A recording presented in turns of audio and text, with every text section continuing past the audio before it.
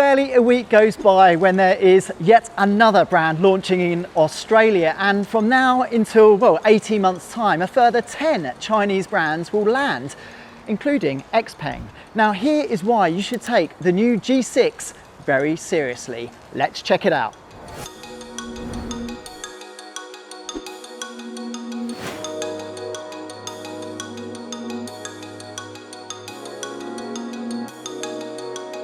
Now, excuse the cheating today because I've just found out about XPeng, and boy, do they have a lot to offer Australians. Now, this company isn't even 10 years old. It was founded back in 2014 and it already has 5 models on sale. But this one behind me, this is the crucial car because it's a mid-size all-electric SUV, which will go up against Australia's top-selling Model Y Tesla. So in Australia, when it arrives, it will be offered with 3 powertrains. It will be offered with a rear drive single motor version that will produce 218 kilowatts and 440 Newton meters of torque. But it will also come with a long range version. I'll come up with the proper range figures later, and that has the same power. But at the top of the tree is the car behind us, which is the performance version, and that one kicks out around 350 kilowatts. So when it comes to the range, each G6 comes with, well, a decent offering. The base model, which is the standard one, which comes with a 66 kilowatt hour battery, that can cover around 435 kilometers. And XPeng says that figure is actually quite achievable. And in recent real world tests in Norway, of all places, it came within about 3% of matching its official figure in real world driving conditions.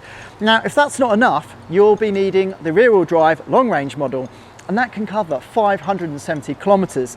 Then the performance beside us, that can still do around 550 kilometers, but it can also hit 0 to 100 kilometers per hour in just 4.1 seconds.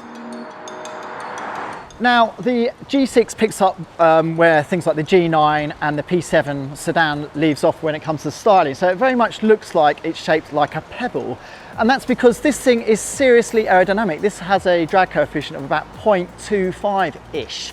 So that is all very good for range. Now, our versions in Australia probably won't come with the cool active rear spoiler, but there is active aerodynamics. There's flaps that open up in between the grille. There's a completely flat underbody. And these rims here are supposed to be, honed in the wind tunnel. Now, the other key selling point about the G6 is apparently it will be one of the very quickest cars to charge.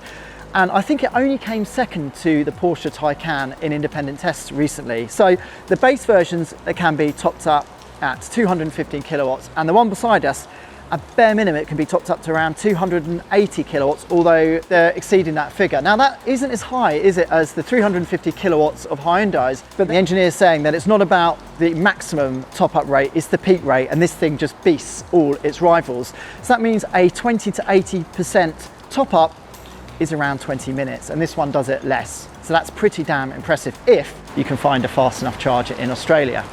It's also worth pointing out, when it arrives in Australia, you'll have the grand choice of just 2 options on your G6. You have, well, the option of choosing what paint you want it coloured in. This is a fiery orange, if you're wondering. And you also have the option of whether or not you want a tow hook on the back, because XPeng says this thing can haul up to 1.5 tonnes. But anyway, let's have a look inside.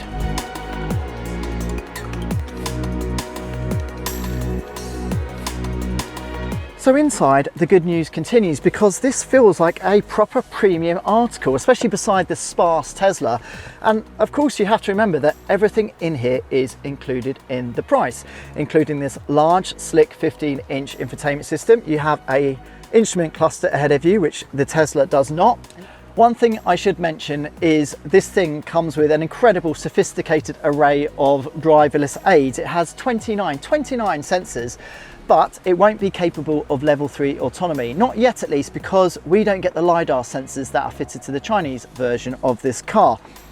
More good news though on the infotainment front is it comes with, well, some really trick software. So this has both the hardware and the software, which is basically state of the art for the company. When the XPeng G6 arrives in Australia in October, it will be imported by an all-new company called True EV, and we don't have indicative pricing yet. But it's worth knowing that in China, this very car is priced up to 20% lower than the Tesla Model Y. And we think if the Chinese brand can replicate what it does in China, in Australia, it could be onto a surprising hit.